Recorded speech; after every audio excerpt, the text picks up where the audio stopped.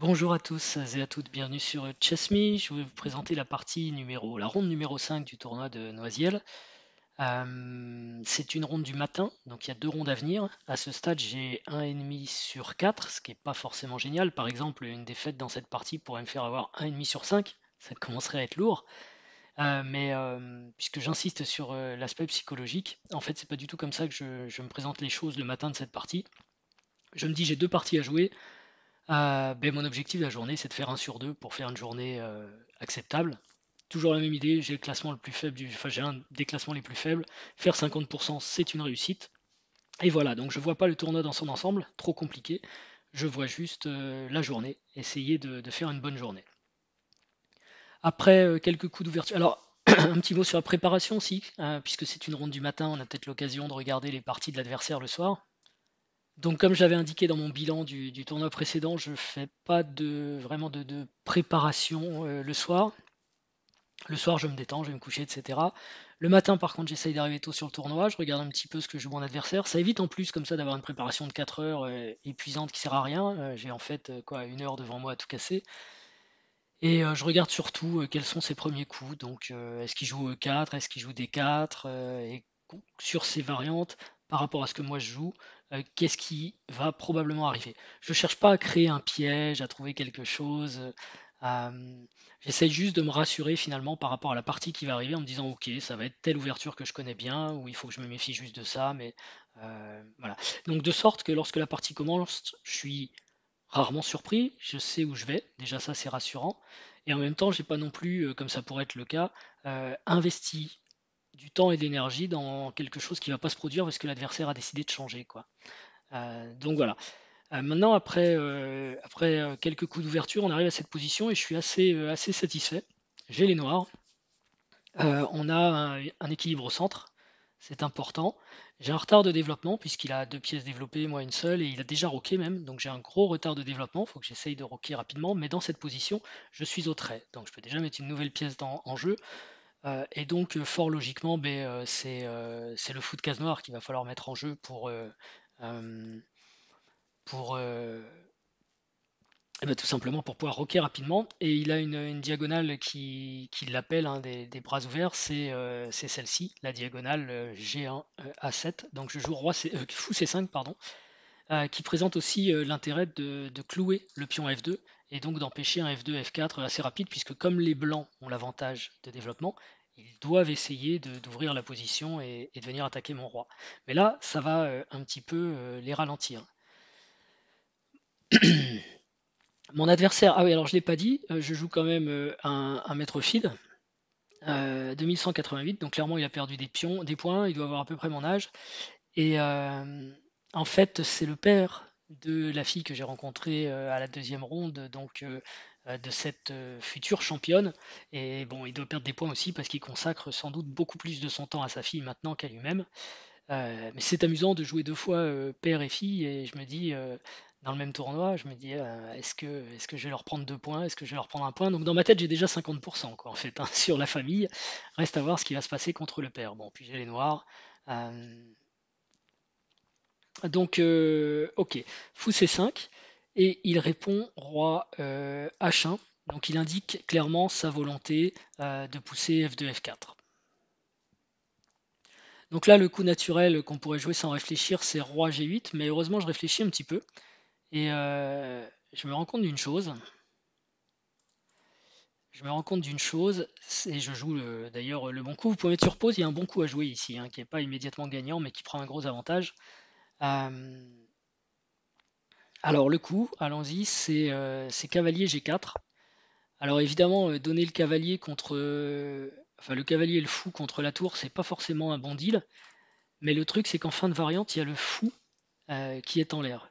Par exemple, si les blancs ici jouaient H3, on peut faire cavalier prend Check. échec, fou prend, enfin tour prend F2, fou prend F2, et si dame prend F2, on a dame prend D3 et on a gagné du matériel avec les blancs. Avec les noirs. Décidément, l'analyse va être dure, j'ai l'impression que je suis très fatigué là. Je ne fais que des lapsus, déjà que j'en fais souvent. Donc ça, c'est pas très bon pour les blancs. Autre problème, il pourrait jouer F3, mais F3 c'est la même chose, parce qu'on peut déjà faire cavalier F2 échec, Mais il y a même encore plus fort sur F3, il y a cavalier prend H2, et si roi prend H2, il y a dame mat, Check. tout simplement. Et si roi prend pas H2, on a gagné un joli pion. Et sinon, encore une fois, il y a cavalier F2 échec, ça est exactement la même variante, puisqu'on ramasse le fou D3 en fin de cycle. Donc du coup, qu'est-ce qu'il peut faire? Il y a un coup qui paraît évident pour défendre, c'est fou E3, mais c'est pas le coup qu'on a envie de jouer avec les blancs. D'abord parce que dans ce type de position, avec un pion bloqué ici sur case noire et plein de trous sur les cases noires aussi sur l'aile dame, le fou E3 c'est presque c'est le futur champion des blancs, quoi. Ça va être leur plus belle pièce. Donc on n'a vraiment pas envie de donner la paire de fous et le fou de case noire de surcroît contre le cavalier, par exemple, pour se retrouver en plus avec des pions doublés. Donc on peut continuer à chercher les autres options. Mais les autres options, c'est quoi? Défendre le pion, il y a roi G1 qui permet de défendre le pion. Mais là, cette fois, j'ai dame H4, menace mat, tout simplement. H3 pour éviter le mat. On peut venir en G3, parce qu'il y a un clouage ici qui est vachement intéressant, enfin qui est très intéressant, pardon. Dans ce cas, on se retrouve avec, par exemple, le cavalier qui est prenable. Mais après, fou prend G4, on repousse la dame. Dame C2, et fou F3. C'est assez joli. Et normalement, qui dit vidéo, dit coup de téléphone. Le fou n'est pas prenable puisque le pion est cloué, la dame n'est pas prenable puisque le pion est cloué, donc c'est échec et mat au prochain coup. Donc en fait les blancs sont déjà super mal et n'ont pas le choix. Euh, Ils ont un coup quasiment forcé fou E3, donc voilà, j'ai réfléchi parce qu'on peut avoir envie de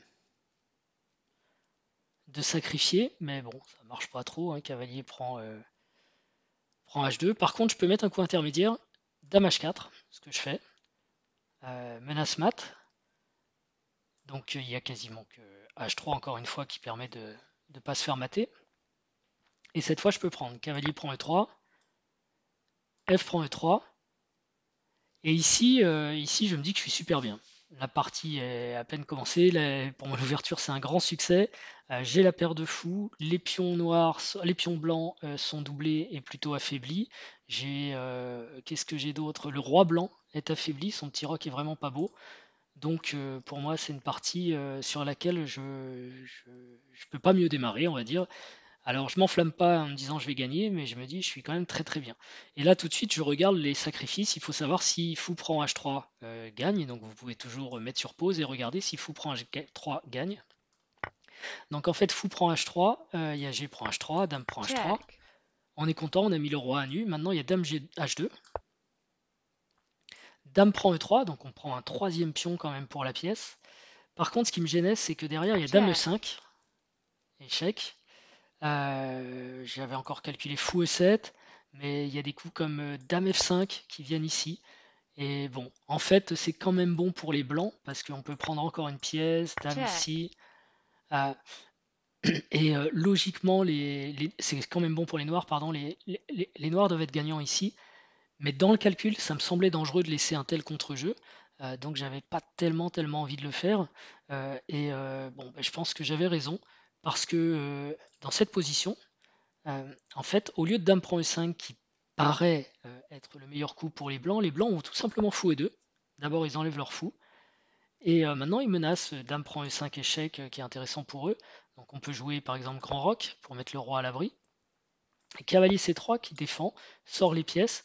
Et en fait, la pièce de plus va parler. Et le roi est curieusement à l'abri parce qu'il n'y a pas il y a pas moyen d'attaquer les cases blanches en fait. Et ici, vous voyez, la position, elle est évaluée à peu près égale.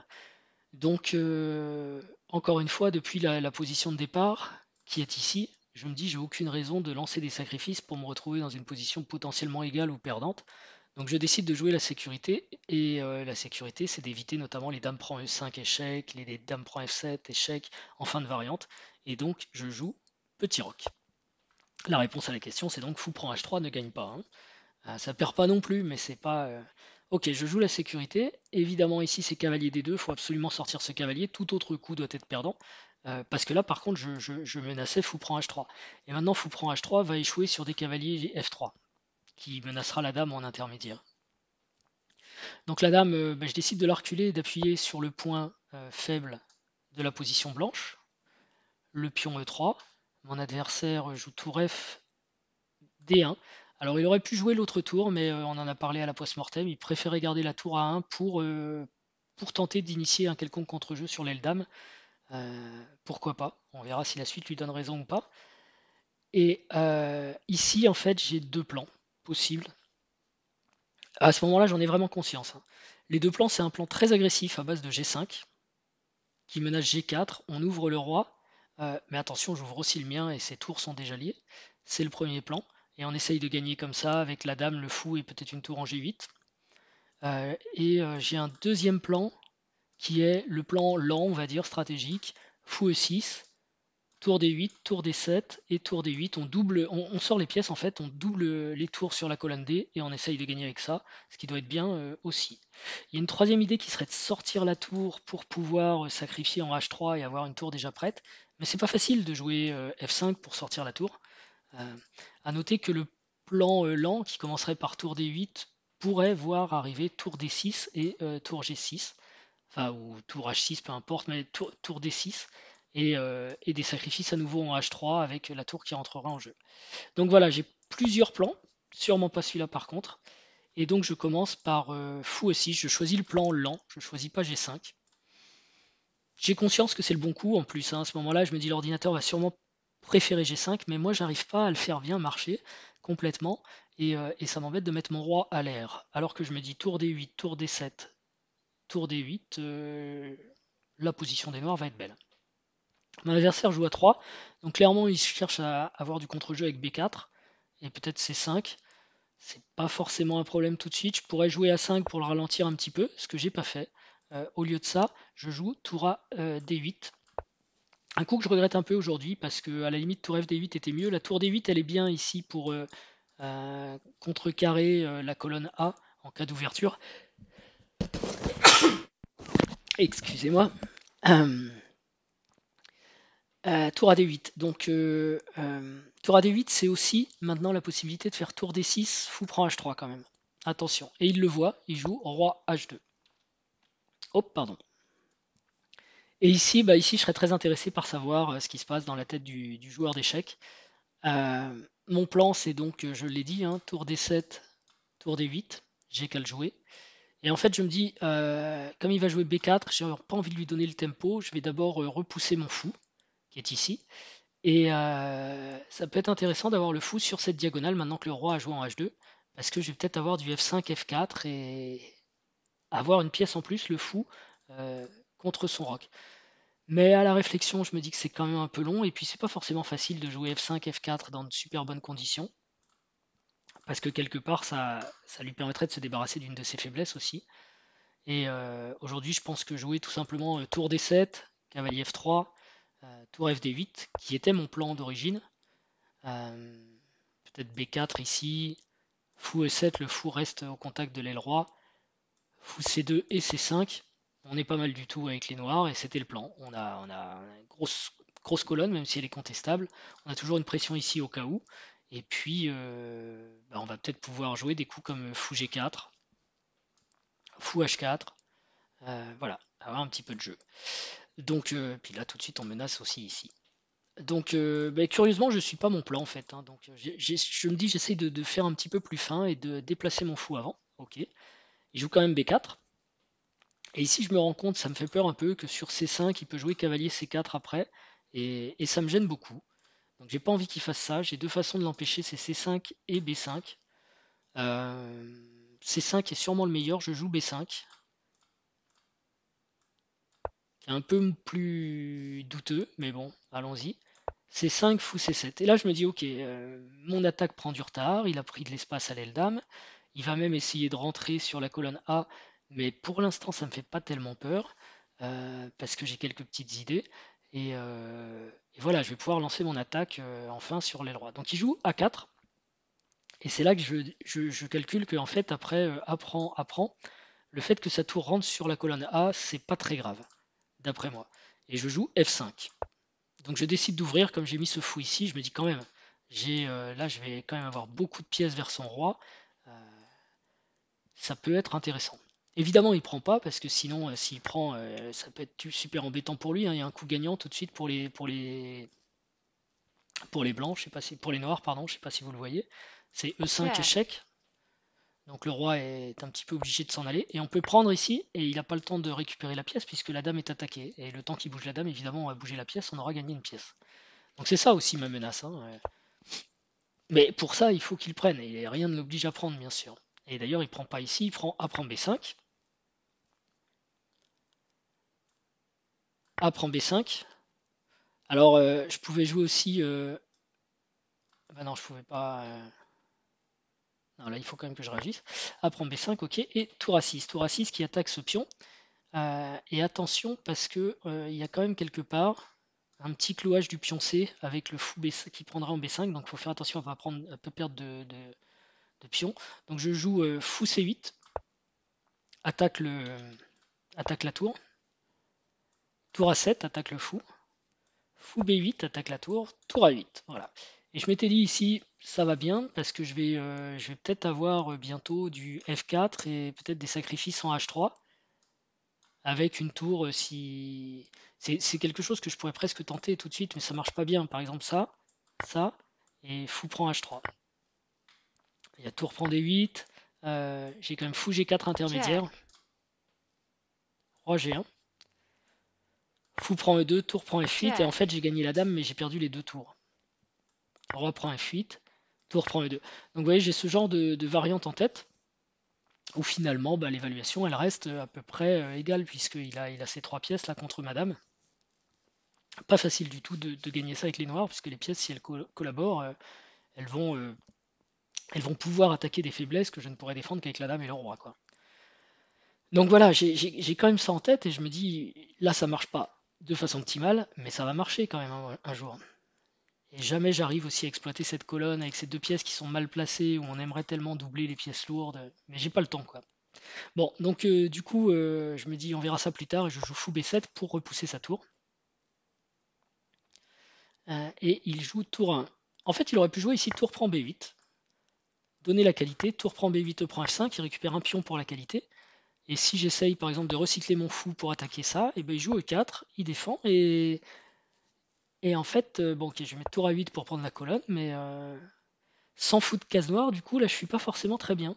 Et il a peut-être même des cases ici qui sont intéressantes pour son cavalier. Alors c'est difficile d'y aller, hein, mais pourquoi pas un jour, un beau jour. Donc c'était une possibilité pour lui, il l'a pas retenu. Et au lieu de ça, il a joué tour A à 1, il recule, il retourne à la maison. Ok. Et donc moi, je repars avec mon plan d'ouverture, mais sans le fou H3. Donc je joue F4. Mon idée d'F4, c'est que bah, j'ai envie d'ouvrir quoi, cette diagonale absolument, hein, la diagonale du fou B8. Mais il joue cavalier F3. Fou C8, recycle. Donc là, j'ai peut-être du fou prend H3 qui va revenir d'actualité, qui sait. Parce que j'ai des idées aussi de... euh, regardez dans cette position, il y a F prend E3 qui peut être possible.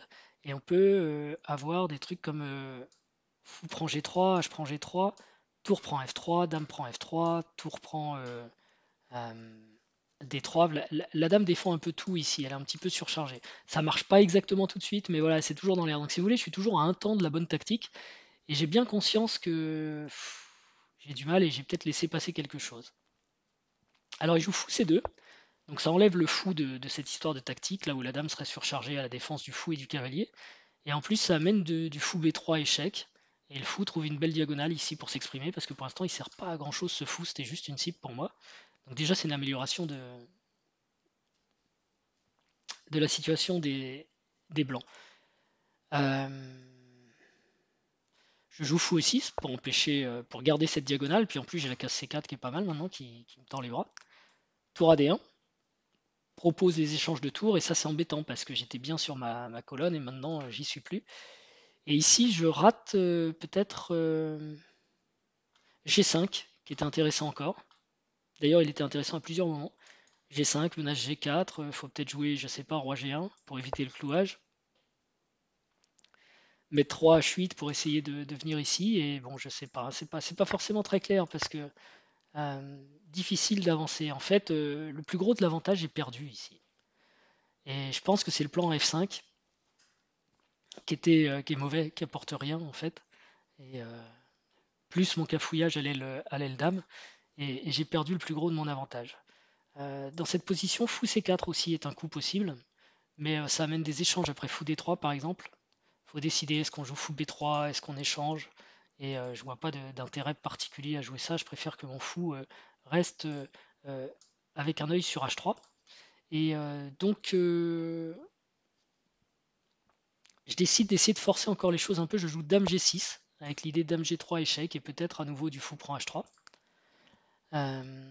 Et cette fois, il prend. Parce que là, c'est un peu embêtant. Je ne peux pas reprendre avec la tour, puisqu'elle défend la tour D8. Donc je suis obligé de reprendre avec le pion. Pas terrible. Ou alors il faut que je fasse tour prend D1, tour prend D1, tour prend F4. Mais de toute façon, il y aura tour D8 par exemple, échec. Check. Euh, tour F8. Et je me dis, avec des échanges, j'ai plus grand chose pour moi, quoi. Donc je fais E prend F4.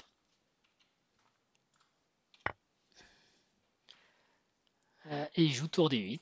Tour prend D8. Non, pardon, je joue pas tour prend D8, je fais d'abord Dame G3 échec, j'étais Check. venu pour ça quand même. Roi H1 et tour prend D8.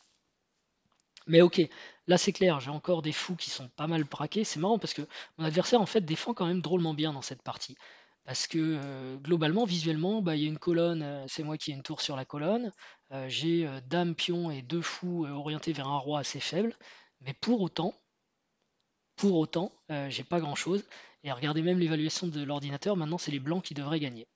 Et d'ailleurs, il joue tour D1, il vient contester la colonne. Bon coup. Alors, j'ai pas tellement envie de prendre et de laisser sa dame rentrer chez moi, donc je me recule. Tour F8, en espérant un jour réussir à pousser espion. Ça me sauverait la vie de réussir à pousser espion. Et la position est assez complexe et il joue fou B1, sans doute pour jouer fou A2. À noter que ici les blancs avaient un super coup, mais qu'il n'a pas joué. Bon, c'est difficile aussi, hein. Ah, j'oublie de dire, je suis à l'avance à la pendule, donc mon adversaire est en Zainot maintenant. Il avait E5. E5, c'est un coup quand même très intéressant pour lui.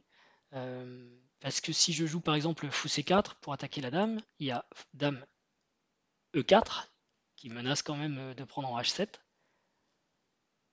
Dame G6, dame prend G6, H prend G6, fou prend G6, et entre ce pion, ce fou et cette tour, les blancs sont très très bien et doivent réussir à gagner. Parce que ça va être dur d'arrêter ce pion, hein. Il va avancer, la tour va le supporter comme ça ou comme ça, et je ne sais pas trop comment avec les noirs je l'arrête. À noter d'ailleurs que quand je joue dame G6 sur dame E4, je peux aussi essayer G6, mais là il y a directement E6, et c'est la cata. Là encore, je ne vais pas réussir à arrêter ce pion. Donc j'ai de la chance, j'étais déjà totalement mort ici, mon adversaire rate E5 et il joue fou B1. Mais bon, il garde l'avantage avec ça. Je suis un peu vert d'ailleurs d'avoir perdu mon avantage et je comprends là, à ce moment-là que ça sent que les carottes sont cuites. Et en plus, je réalise que s'il veut, il peut aller dans une finale supérieure en jouant Dame E1 n'importe quand, parce que je vais avoir du mal à reculer ma dame maintenant. Donc j'ai pas de sacrifice et j'ai plus d'attaque, quoi, j'ai plus rien et je vais devoir défendre. Donc c'est un peu la mort dans l'âme que je me rends compte que j'ai perdu plein de temps. Et je joue quasiment le seul coup qui perd pas immédiatement, c'est le retour de la dame en G6. Parce que madame a rien à faire là-haut, il faut absolument qu'elle revienne en défense, notamment pour soutenir plusieurs points faibles dans la position noire. E5, et oui, c'était pas évident de se mettre en face de ce fou, mais c'est ce qu'il fallait que je fasse. Et ici, attention à ne pas mettre la dame n'importe où, hein, ça devient très compliqué sur dame H6, il peut y avoir du cavalier H4.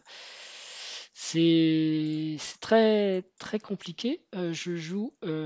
Alors non, même fou à 2, je pense, sur dame H6. Si je joue dame H6 ici, il y a fou à 2,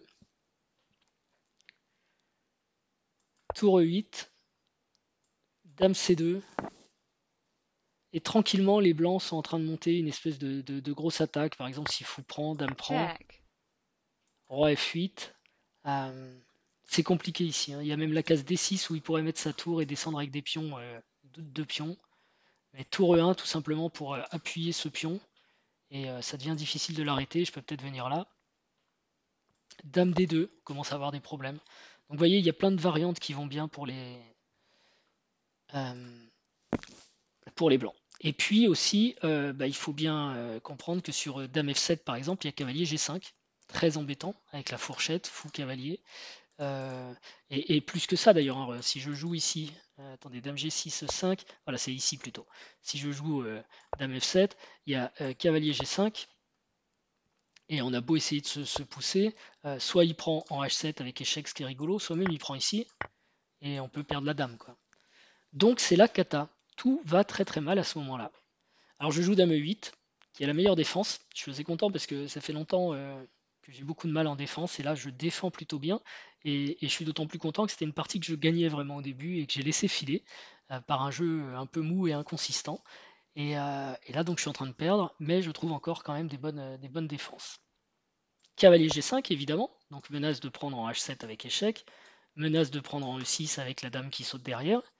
Euh, Pas facile de trouver un coup, je joue fou C4, donc j'attaque moi aussi la dame. Euh, un coup qui me donne une petite respiration, fou à 2, clouage du fou, donc il n'y a plus de... euh, il y a plus de menace sur la dame. À noter que il y avait quand même pour les noirs ici, il y avait fou prend H7, Check. roi H8, forcé, fou D3. Et là, par essayer un coup comme F3 pour désorganiser un petit peu la défense noire, blanche, pardon, cavalier prend F3, dame E6 pour défendre le fou, fou prend C4, pardon, dame prend C4. Ici, les blancs peuvent gagner de plein de façons, hein. Soit ils prennent, pion prend, et puis le pion C4 sera perdu. Soit ils essaient plutôt de partir quand même sur une attaque de mat à leur tour, ça doit pouvoir être possible aussi. Soit ils poussent le pion, bref, ils ont toutes les façons d'essayer de... Enfin, pas de pousser le pion tout de suite parce que la dame est en prise, mais bon, le plus simple c'est sûrement dame prend C4, euh, suivi d'un coup comme tour D4, et on va prendre le pion, ou tour C1 et on prend le pion. Bref, donc c'était dur. Il joue fou à 2 qui cloue le pion, il y a de la tension. Et là, je vous rappelle, c'est Zaynot, et maintenant c'est un peu Zaynot pour tout le monde. Je joue fou prend à 2, dame prend à 2, roi Check.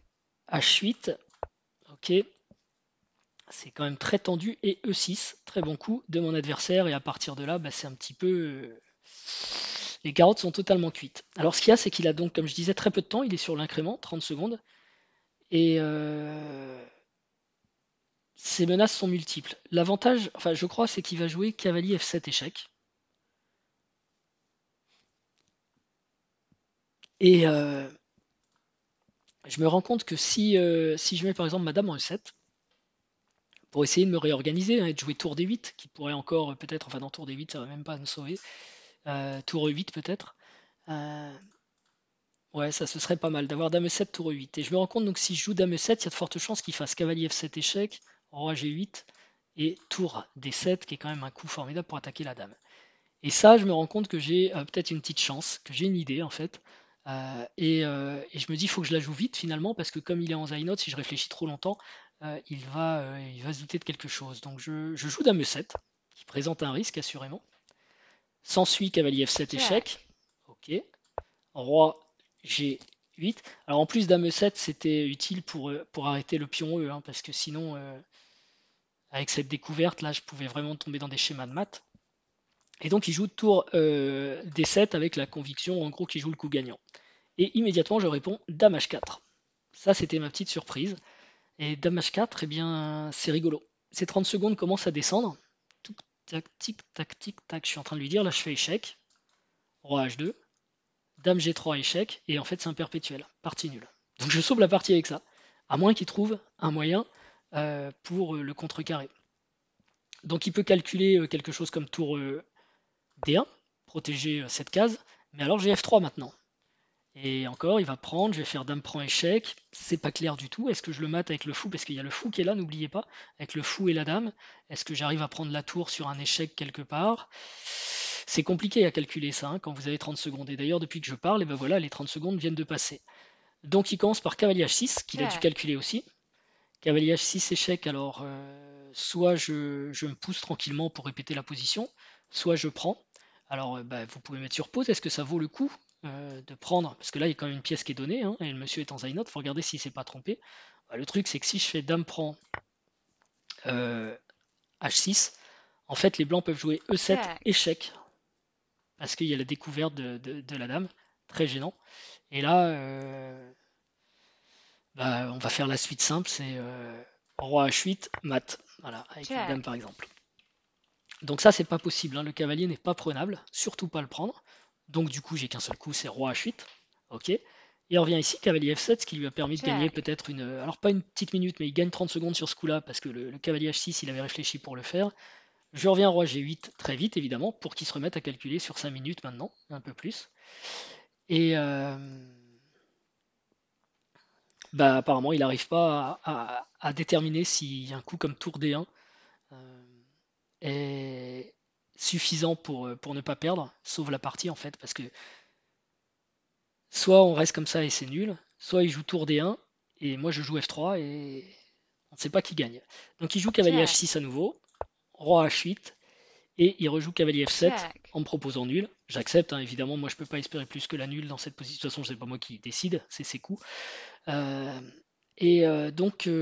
voilà, une partie qui se termine par la nulle, dont je suis pas très content, parce que j'avais deux bons plans pour gagner, et j'ai joué un troisième coup en fait à un moment donné, au moment où je peux soit jouer G5, soit doubler les tours sur la colonne D, et en fait je joue autre chose avec du fou D6, et je mouline, allez là, mais et je gâche une super position de départ. Mais bon, mon adversaire a super bien défendu. Je pense que le coup E4, E5, opportuniste, c'est même moi qui le lui ai donné en jouant F5 qui sert absolument à rien, F5, F4, j'ai pas poussé le bon pion. Et donc lui il a joué ça, mais en se rendant compte que la position tournait vraiment à son avantage. Et ben, je regrette d'avoir permis tout ça évidemment. Mais je suis content d'avoir trouvé cette petite manœuvre à la fin. Alors maintenant la vérité, est-ce que vraiment cette position est nulle? Ça c'est la question qu'on peut... oui, oui, même le téléphone se pose. C'est la question qu'on peut se poser. Donc bah, au lieu de cavalier H6, donc on va regarder s'il avait joué tour D1, mais là il faut être un module. Donc moi j'aurais assurément tenté F3. Ok, et maintenant il y a deux possibilités. Soit G prend F3, qui semble naturel, et qui est pas mal, parce que il y a Dame prend check, H3, Roi G1, Dame prend F3, et a priori je vais avoir du. Je menace la tour maintenant, j'ai mon fou qui soutient, je vais avoir du perpète, et je vais peut-être même pouvoir récupérer ce pion à un moment si sa dame s'en va, vous voyez. Donc je sais pas, ici il faut peut-être jouer tour F1 pour défendre. Dame check, G3. Il y a peut-être Dame G2. Alors, évidemment, sur Roi H1, Dame H3, il n'y a jamais Dame H2 parce qu'il y a le fou qui tient. Donc Dame G2, on peut tenter Dame G2. Et ici, l'ordinateur propose tour E8 comme même un coup qui donne l'avantage au blanc. Au noir, pardon. Qui redonne l'avantage au noir. Après, Dame prend G3, Fou prend G3 et Roi G2. Fou H4, on va bloquer le cavalier, on va essayer de reprendre ce pion et on a ces pions. Donc on peut gagner avec les noirs dans cette variante. Pas à tous les coups, mais voilà.